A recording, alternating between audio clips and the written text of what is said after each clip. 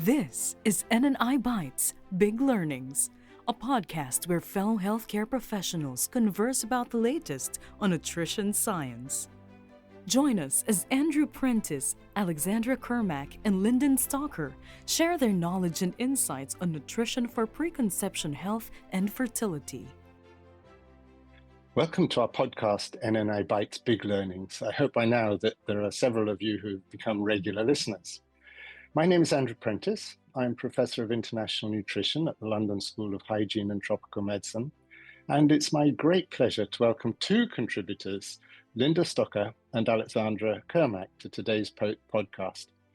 We're going to discuss how a woman's nutritional and other lifestyle habits can affect fertility, the success of a pregnancy, and a baby's lifelong health.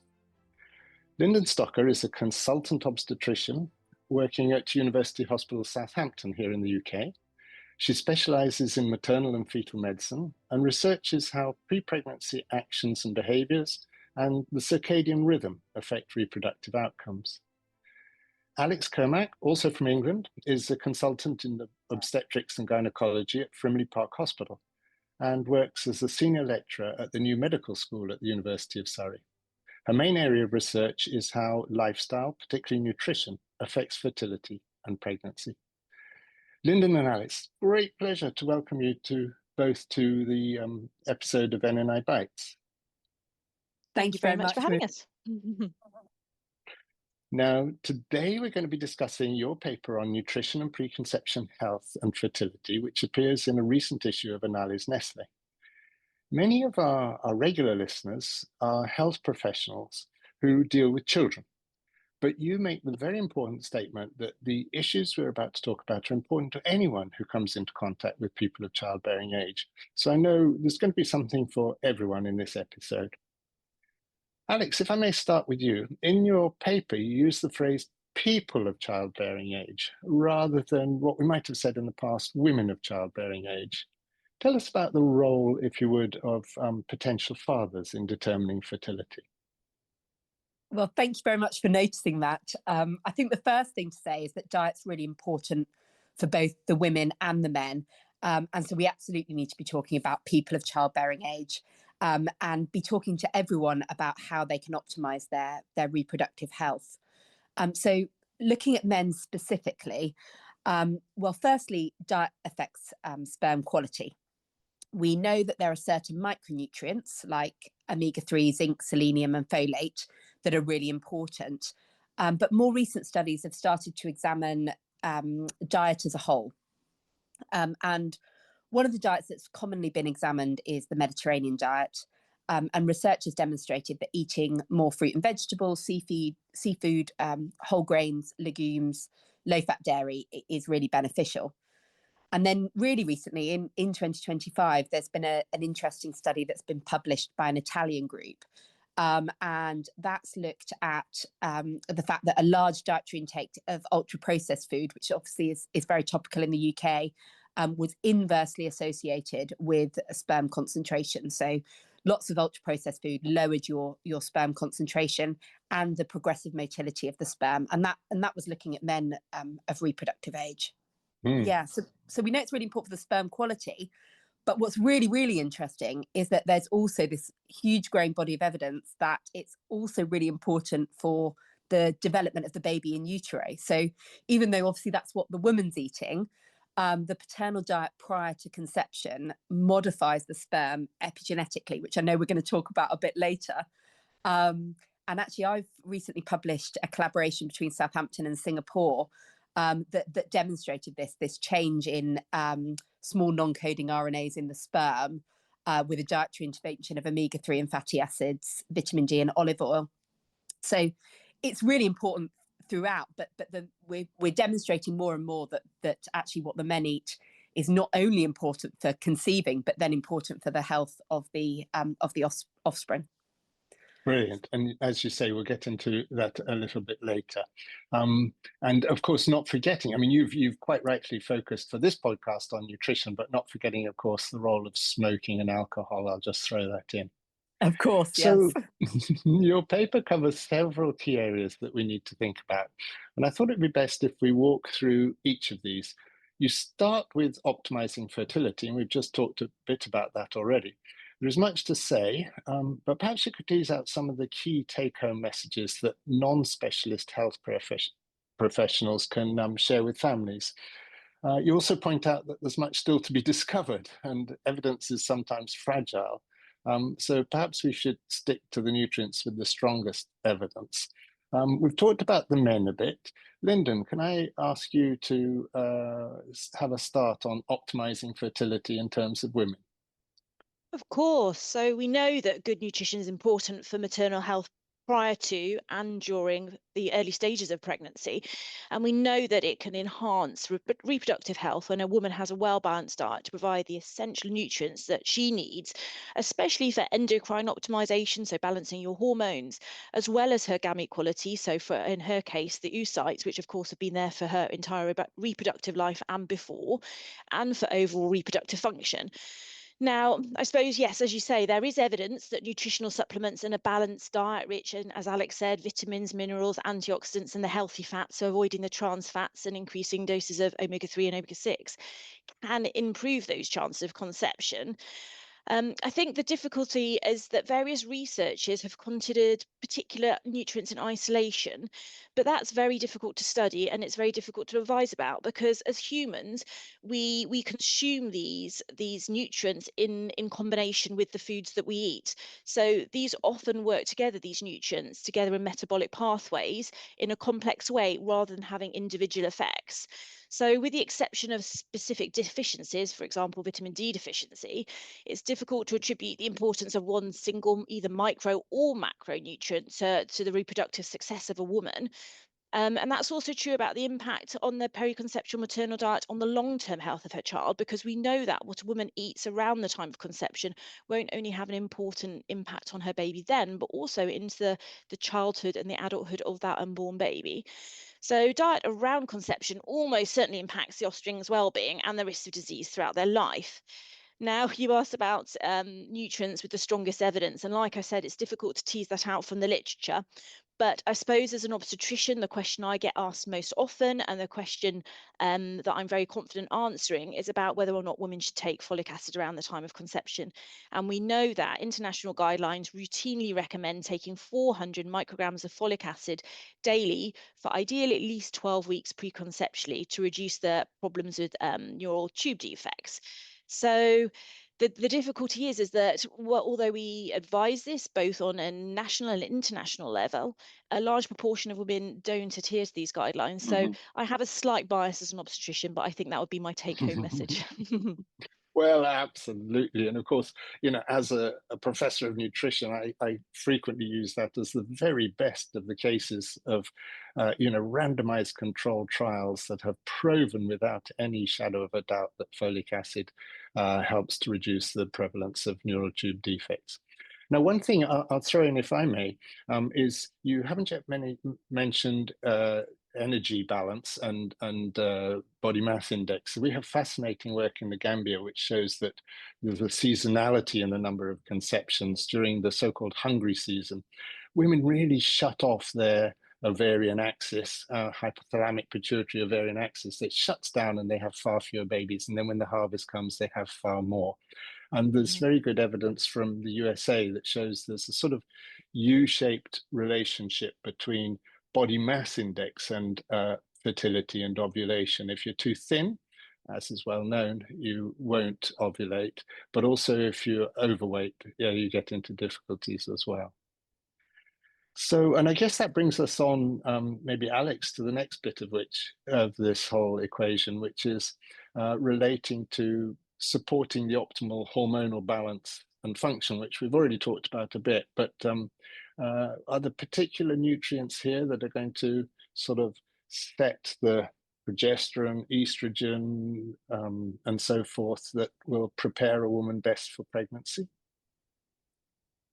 So it's a really intricate relationship, and as Linden has already said, teasing out those really specific micronutrients is actually quite difficult. We do know that Vitamin D plays a really important role.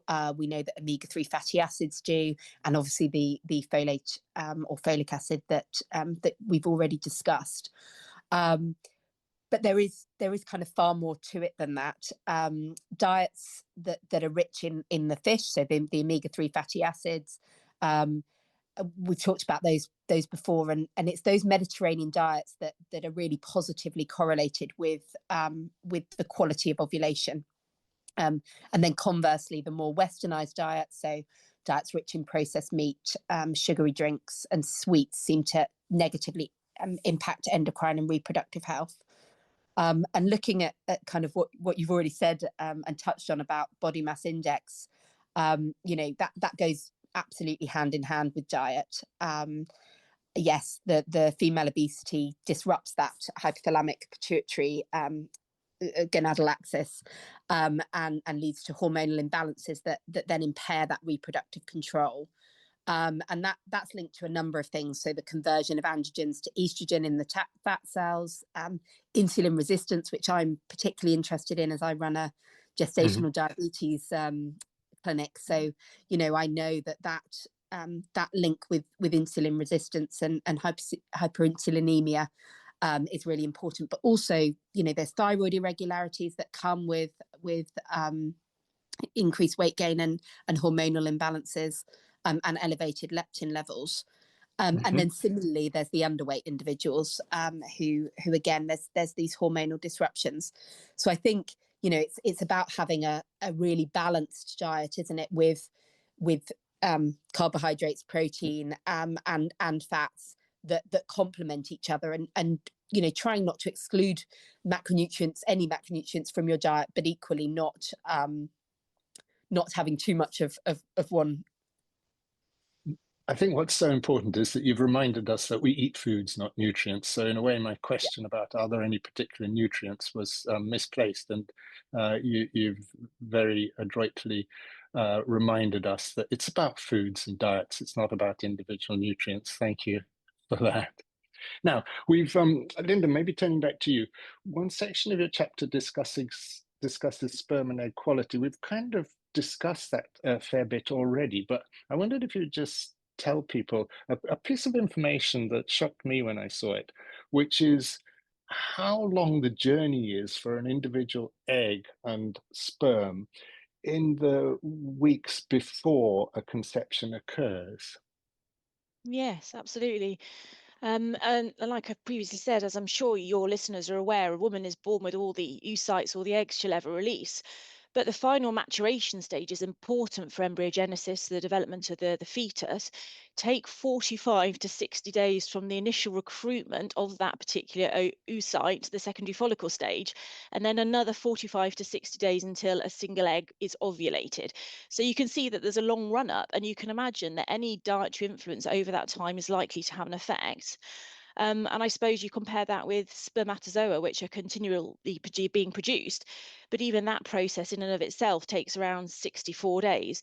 So we're talking months rather than days and weeks, where it's important for a couple to think about their dietary influences on their reproductive success and not just the immediate run up, I suppose, to conception. And we know that improving egg and sperm quality during this time can be influenced by nutrients such as antioxidants. So, for example, vitamin C, E, and selenium, and that can protect both oocytes and sperm from oxidative stress, which is a chemical process that can happen within our cells and cause damage. So, a diet rich in antioxidants probably does improve the quality of both eggs and sperm and increases the likelihood of successful fertilization. But I suppose my final thought is if you think about the length of time an oocyte has been exposed to dietary influences, it's likely that nutrients have affect that oocyte throughout the woman's life and possibly even when she was a conceptious in her mother's uterus, when the nutrients might be having their first effects. So it's, as you say, it's not just a short-term effect, it's very much over the longer term. Absolutely. And that's the key thing. It's no good if you're planning to have a child just to say, okay, now in the next few weeks, I'm going to modify my diet. You really need to sort it out. So we move on with the story. Sperm has met egg, and the conceptus now needs to implant into the uterine wall and eventually invade it with the placenta to transfer the nutrients and oxygen from the mum. your fourth topic is about enhancing uterine health. Which of you would like to summarize this for our listeners? So I would be very interested to talk about uterine health because actually it's a really complicated topic, but lots of the research is focused on making that embryo healthy, because that's what we can see in artificial reproductive technology. You know, we can see the embryo, whereas we can't always see what's happening within the endometrium. So we know that certain micronutrients are important, so folate, iron, and vitamin D. Vitamin D is a really interesting one. So having said I'm not going to focus on a specific micronutrient, vitamin D is just fascinating when it comes to the endometrium. It's obviously really prevalent in the Mediterranean diet and in their way of life, because they get lots of lovely sunshine, a bit like us today. But it's been shown to be really beneficial for fertility, because it's really important for the decidualization, so preparation of that endometrium for implantation, as well as for implantation itself. So we know that has a really positive effect on the endometrium at the point of implantation. The other thing about the endometrium is we don't really know too much yet about how the endometrium and the embryo have a conversation. But we think it's to do with the extracellular vesicles, and they allow for this communication.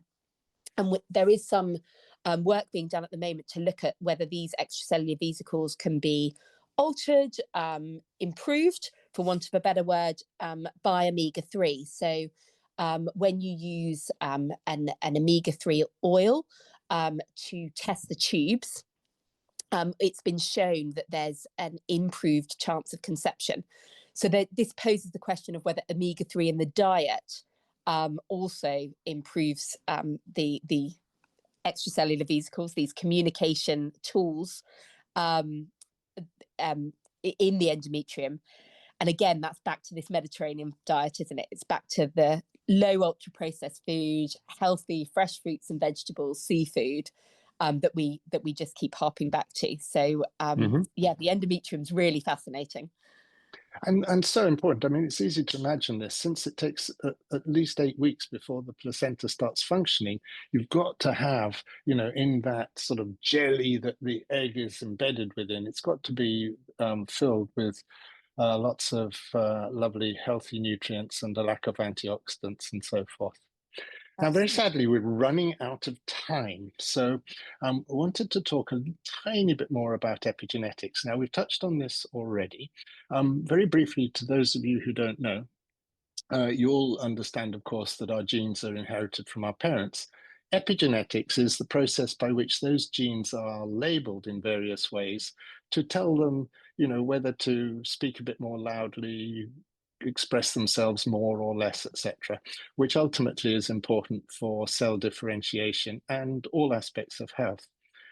So, and epigenetic changes, incidentally, are profoundly effective in changing the placenta, but also, as I think Linden mentioned, an offspring's lifelong health. So tell us very quickly, I'm afraid, how nutrition affects all of this. Maybe Linden?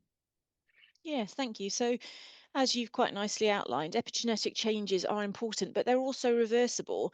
And we know that nutritionally induced epigenetic changes might alter the way that, for example, gene expression is happening either by DNA methylation, histone modification, or microRNA altering, which can alter how our genes are expressed. And there's some evidence that nutrients can alter epigenetic influences in genes associated with very much the development itself of the embryo. And both maternal and paternal nutrition can play an important part in that around the time of conception and before. So we know that maternal diet alters fetal metabolism, but it can also modulate gene transduction and transcription pathways. So that's even as the baby's being made. And we feel that's important because the time critical periods of embryogenesis and placentation, as you said, are widely considered by parents, but there's less focus on the nutritional state at conception and implantation. And a lot of the work I do looks at how you can change when and how you eat around the time of when that early embryo is implanting. And I think that's probably a vital time to be thinking about these things, as well as perhaps later on in the pregnancy when a mother is more aware about the foods that she eats.